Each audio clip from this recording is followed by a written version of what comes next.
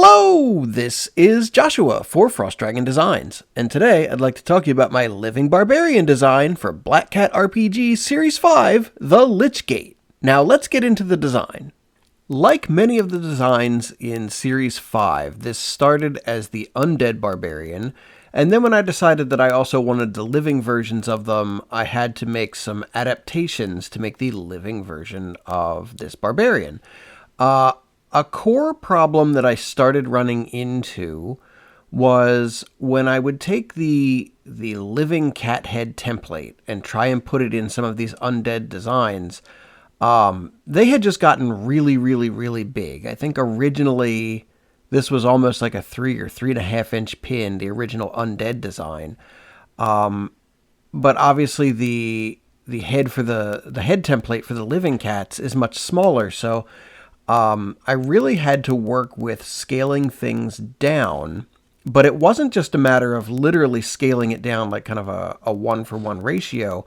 There was the issue of kind of collapsing things and still having it look correct. If I just scaled it down, some of those thinner lines ended up getting like really thin, like the rib cage on the undead would have gotten too small to really put into production.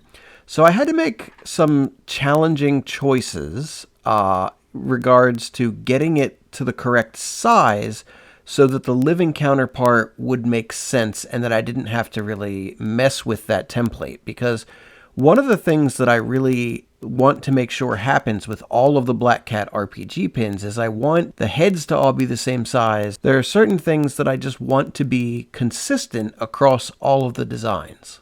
Another challenge that really was highlighted while I was working on this whole project was color schemes, because I would sometimes come up with a color scheme that I really liked. Like I liked the red version of the Undead Barbarian. So then when I was working on the living one, you can see that I had the flame aura, rage aura, whatever we're calling it, as a teal color.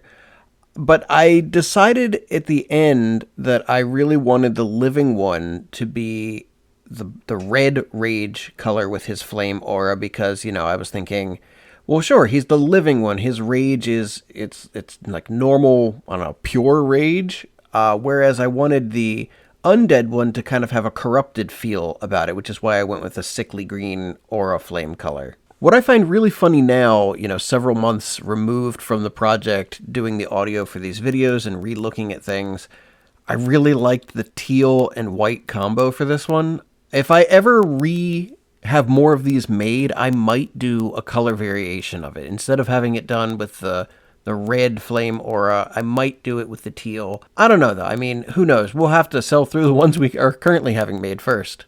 You know, if I had infinite money, I'd probably have like 10 variations of every pin made because, you know, I'm a little indecisive like that and a lot of colors end up looking good. But at the end of the day, I just need to come up with, okay, here's the one that I think looks best in that moment. If I fretted over every second guessing of a color, I'd never get anything done. I'm really happy with how this design turned out. He looks strong, he looks powerful, he looks noble. I guess that's kind of a stereotype of the noble barbarian, but I mean, he looks like a guy who's got a code of honor and he sticks to it. A guy? I guess a cat. It's a cat with a code of honor. Anyway, I hope you've enjoyed watching this video, hearing some of my thoughts about the design process. If you did, please go ahead, like, and subscribe. I try to release at least one new video every week, and I would love to have you along for the next one. So thank you again so much for your time, and have a great rest of your day.